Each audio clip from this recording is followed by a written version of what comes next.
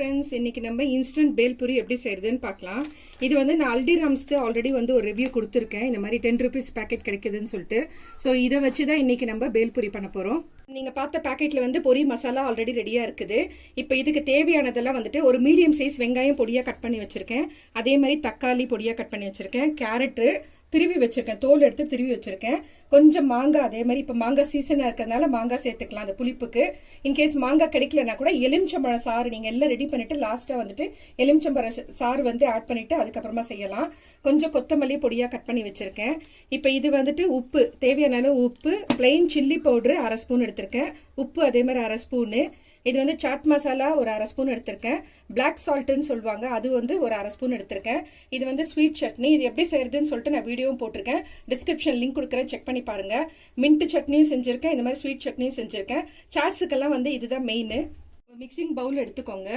இப்போ இது வந்து நீங்கள் சர்வ் பண்ணுற டைமில் வந்து ரெடி பண்ணி டக்குன்னு வந்து பிளேட்டில் வைக்கணும். ரெடி பண்ணி வச்சுட்டு ஒரு 10 நிமிஷம் 20 நிமிஷம் விட்டு நீங்கள் சாப்பிட்டீங்கன்னா பொரியெல்லாம் வந்து சாஃப்ட் ஆகிடும்.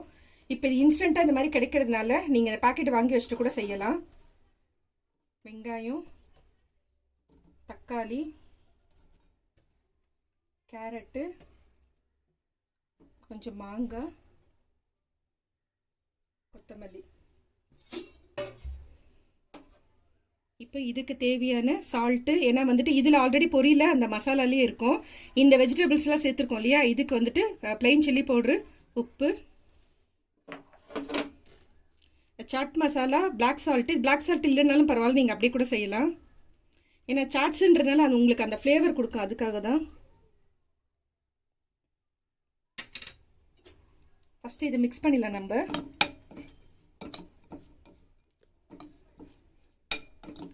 கேரட்லாம் நீங்கள் பொரியல் பண்ணி கொடுத்தீங்கன்னா பசங்க, இப்போ இருக்கிற பசங்கள்லாம் சாப்பிட்றது கிடையாது. இதில் விட்டமின் சி இருக்குது. அதனால கேரட்லாம் இந்த மாதிரி நீங்கள் வந்து பச்சையாக வந்து இந்த மாதிரி ஒரு சாட்ஸில் ரெடி பண்ணி கொடுத்தீங்கன்னா பசங்களும் சாப்பிடுவாங்க. இப்போ இது ரெடி ஆகிடுச்சு. இப்போ இந்த பேக்கெட் வந்து இதோட சேர்த்துக்கலாம். இது பேர் பாருங்க, சேவ் முர்முரா. இதில் பார்த்தீங்கன்னா தெரியும், ஓமப்பொடி இருக்குது, இதில் பொரி இருக்குது.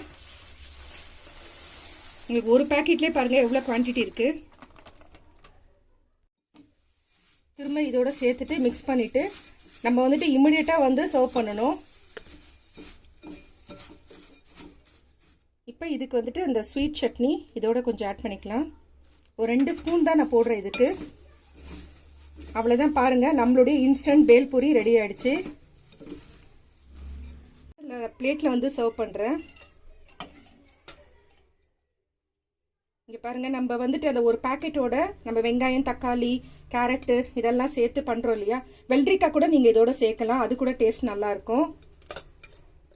இது வந்து ஒரு 2 பேர் தாராளமாக சாப்பிட்லாம்.